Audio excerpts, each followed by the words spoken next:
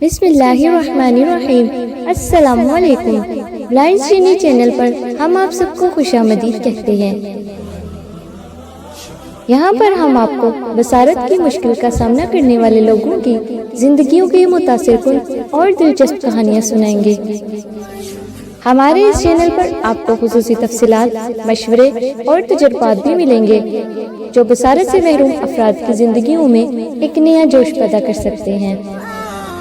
आएं हमारे इस सफर में हमारे साथ चलें और देखें कि लोग अपनी हिम्मत और अज़म से अपनी जिंदगियों को एक नया रंग कैसे देते हैं। इस डीप डाइव में खुशामदीद। आज हम देख रहे हैं आशूरा के रोजे को, खास तौर पर जो जराए हमारे पास है उनकी रोशनी में। तो सवाल ये है कि भाई ये रोजा शुरू कैसे हुआ और इस्लाम में इसकी अहमियत क्या है आज? जी बिल्कुल, ये एक आप कह लें एक सफर है इस रोजे का। जराया में बताते हैं कि ये इस्लाम से पहले भी था और फिर इस्लाम में आकर इसकी शक्ल मतलब इसका दर्जा बदला। तो आइए देखते हैं जरा तफसील से। ठीक है, तो शुरू कहाँ से करें? क्या ये इस्लाम से मतलब पहले भी था? जी हाँ बिल्कुल, जराए बहुत वाज़े हैं इस बारे में कि आशूरा यानी जो मुहर्रम की 10वीं तारीख है, इस दिन रोजा रखा जाता था। इस्लाम से पहले भी हजरत आयशा रजी अल्लाह अन्हा की रिवायत है कि कुरैश भी यानी इस्लाम से पहले ये रोजा रखते थे। अच्छा जी, और खुद नबी अकरम सल्लल्लाहु अलैहि वसल्लम भी वो नबूवत मिलने से पहले भी ये रोजा रखा करते थे।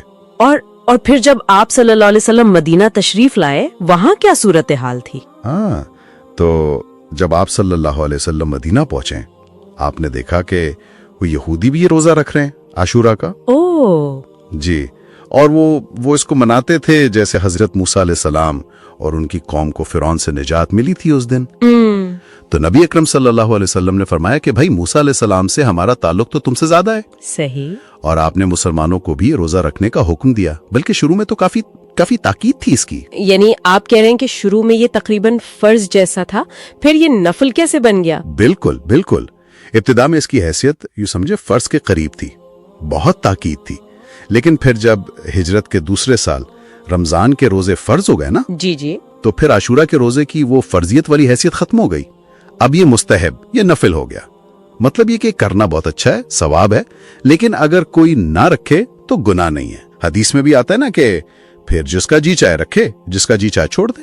अच्छा, ये वाकई दिलचस्प है कि कैसे एक अमल जो पहले से चल रहा था उसे अपनाया गया, फिर उसका दर्जा बदला।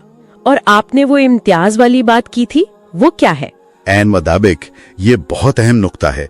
जब नबी अकरम सल्लल्लाहु अलैहि वसल्लम ने देखा कि यहूदी सिर्फ 10वें मुहर्रम का रोजा रखते हैं, तो आपने चाहा कि मुसलमानों का अमल उनसे थोड़ा मुख्तलिफ हो, एक अलग पहचान हो। सही। तो आपने इरादा जाहिर फरमाया, और ये बात रिवायतों में आती है कि अगर मैं अगले साल जिंदा रहा तो मैं 9वीं तारीख का रोजा भी जरूर रखूंगा। तो ये जो नियत थी 9वीं को शामिल करने की, इसमें भी एक तरह का सबक है ना, कि मुश्तरका तारीख को मानते हुए भी अपनी अलग शनाख्त कैसे बनाई जाए। बिल्कुल सही कहा आपने, ये सिर्फ तारीख नहीं, ये एक उसूल है। इसीलिए इन जराए की रोशनी में सबसे अच्छा, सबसे अफजल अमल यही समझा जाता है कि 9वीं और 10वीं दोनों दिन का रोजा रखा जाए। वो 9वीं का इजाफा इसी फर्क को वाजे करने के लिए था जो नबी अकरम सल्लल्लाहु अलैहि वसल्लम चाहते थे। अगरचे आप वो रख नहीं पाए अगले साल। जी, आप इससे पहले विसाल फरमा गए, लेकिन आपका वो इरादा, वो ख्वाहिश ही हमारे लिए रहनुमाई बन गई। ठीक, तो ये 9 और 10 का जोड़ा तो हो गया मिसाली सूरत, लेकिन क्या सिर्फ यही तरीका है या कुछ और ऑप्शंस भी हैं, जैसे सिर्फ 10 का या 10 और 11 का? हाँ, जराए में उनका भी जिक्र आता है। देखिए, सिर्फ 10वें का रोजा रखना भी बिल्कुल जायज है, खास तौर पे अगर कोई 9 का ना रख पाए किसी वजह से।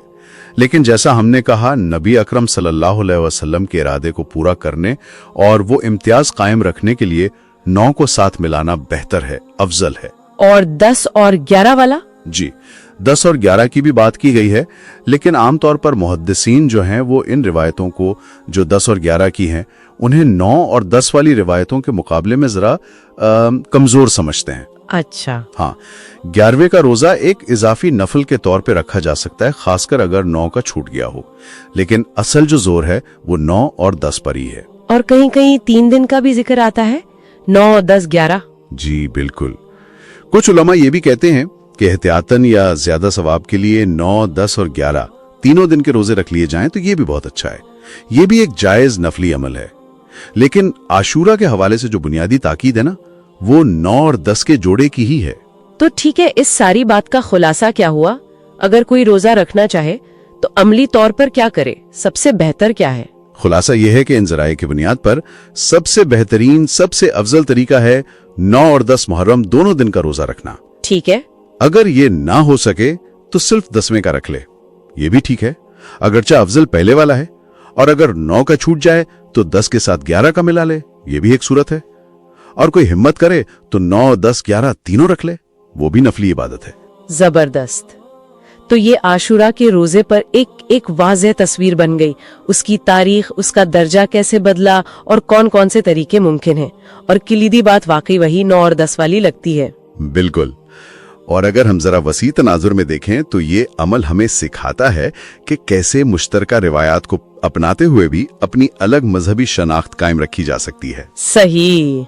उन जराए से एक आखिरी सोच शायद ये उभरती है कि किसी भी मजहबी अमल के पीछे की ये तारीख, ये इर्तका और उसकी हिकमत को समझना आज उस पर अमल करने के एहसास को, उसकी कदर को कैसे कैसे मजीद गहरा कर देता है, ये सोचने की बात है। वीडियो देखने का शुक्रिया। अगर आपको हमारी वीडियोस पसंद आती हैं तो हमारे चैनल को सब्सक्राइब करें, वीडियो को शेयर करें। आपकी राय हमारे लिए बहुत कीमती है। कमेंट सेक्शन में अपनी सोच हमारे साथ शेयर करें। मिलते हैं किसी अगली नई वीडियो में, तब तक के लिए खुश रहें और खुशियाँ बांटें। फी अमानिल्लाह।